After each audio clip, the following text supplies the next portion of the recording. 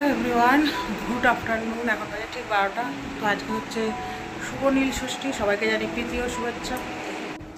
তো দেখো বন্ধুরা, আমার চুলটা তো প্রচণ্ডই ভেজা, কারণ মাত্র স্নান করে ঘরের ঠাকুরকে আগে পুজো দিয়েছি। আগে ঘরের ঠাকুরকে সন্তুষ্ট করে তারপরে তো মন্দিরের ঠাকুরকে সন্তুষ্ট করতে যাব বলো।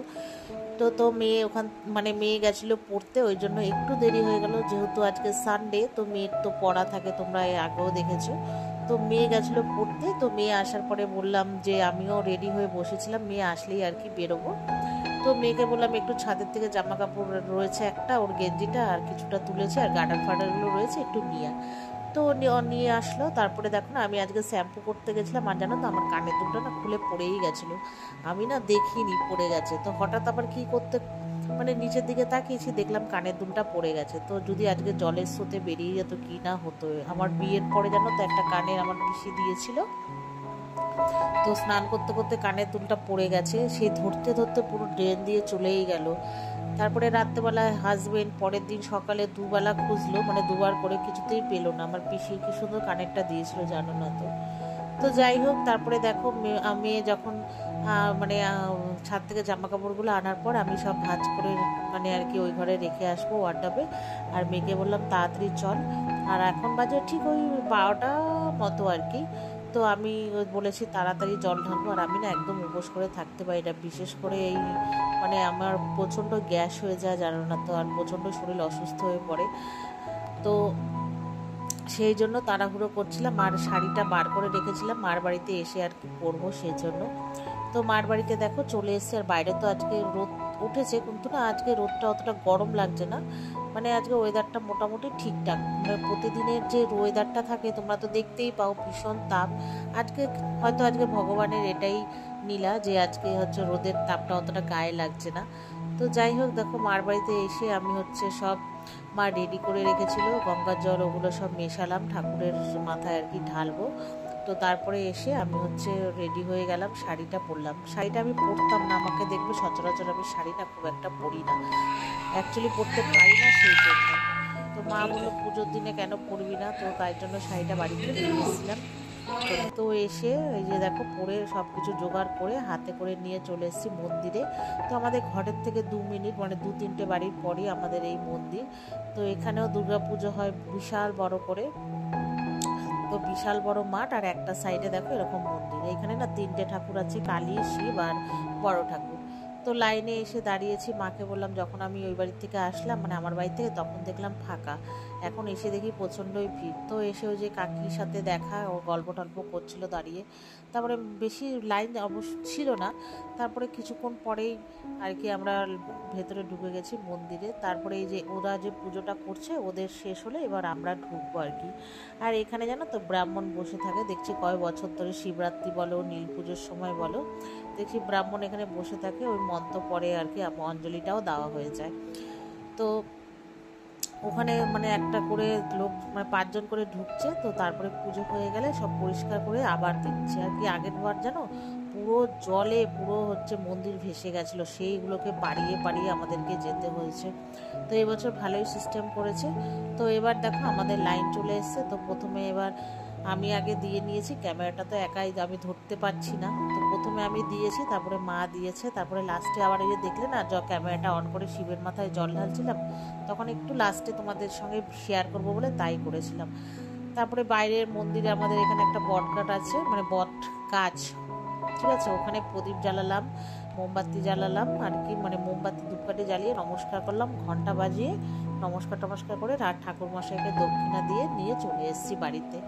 তো এসে দেখো এই যে বাড়িতে ঢুকে গেছি। তো বড় ভাই আমার এসে দেখি মেয়ের সাথে বদমাইশি করছে, দুজনে সাপ বেজির মতো। তো তারপরে ড্রেস চেঞ্জ করে ফ্রেশ হয়ে নিলাম। তো মেয়েকে বললাম এনে চন্দ্রমিত্রটা খা, ওকে একটু দিলাম, তারপরে আমিও একটু খেলাম। খেয়ে তারপরে মা বললো যে একটু লস্যি কর, আগেই দই এনে রেখেছিল। তো মা দই ঠই দিল, আমি এখানে দেখো লস্যি বানাবো এখন, আমি আর মা খাবো আর কি। তো এবার প্রথমে মিক্সিতে চিনিটা পেস্ট করে আর কি লস্যিটা বানাবো।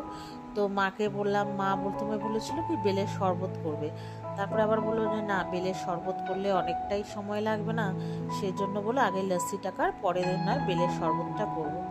তাই বললাম ঠিক আছে। তো তো এখানে আমি বললাম যে 2 মিনিট একটু বসি। আর আমার জানো তো মানে প্রেশারটা হাই হয়েছে, জানি না কেন বা লো হয়েছে, আমার খুব শ্বাসকষ্ট হচ্ছে তো মানে কয়দিন ধরেই। আর এই যে তারপরে দেখো লস্যিটা বানিয়ে মোটামুটি হয়ে গেছে, মানে হয়ে গেছে বলতে চিনিটা আগে দিয়ে পেস্ট করে তারপরে আর কি করবো। তো মাকে বললাম সব দই দিয়ে কি করব, মা বললো হ্যাঁ। তো যাই হোক আর একটুখানি জানো তো দই রেখে দিয়েছিলাম, কেন বলো তো, দেখবে দোকানে যখন লস্যি খায় না তার উপর দিয়ে একটু লস্যির মালাই টাইপের দেয় না, কি ভালো লাগে খেতে। তো আমি একটু রেখে দিলাম। তো এই যে এক জগ মানে হচ্ছে কি বলে এক মানে ওই যে মিক্সির যে বাটিটা সেটা 1 বাটি করেছি, একটু গাঢ় গাঢ় করেই করেছি। তো কাউকে জিজ্ঞেস করলাম, কেউ বললো খাবে না, যেহেতু এখন ওই দুপুর ওই 2টো থেকে কি 2:30টার মতো বাজে। তো আমি আর মা খেলাম, আর মাকে একটু দই দিয়ে মুখ ওপর দিয়ে আমি ওগুলো গোছাতে গোছাতে মা দেখলাম খেয়ে নিয়েছে। তো আমি আমার মধ্যে একটু দিলাম, তারপর আমি আর মা দুজনে মিলেই খেয়ে নিলাম। মেয়েকে সাধলাম, কেউ খেলো না। বাবুকে বললাম, বাবু বললো আমি খাবো না, বাবু বলছে ফ্রিজে স্প্রাইট আছে আমাকে বের করে দে। আর জানো তো আজকের লস্যিটা না একটু অন্যরকম হয়েছিল, কি টেস্ট হয়েছিল কেন জানি না।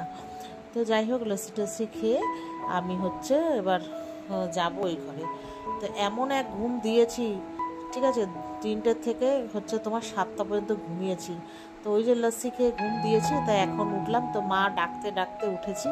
তো উঠে এখানে মা বললো সাবুটা মা খিদে পেয়েছে, সবাই খাবে, ভাইরা সব বসে আছে।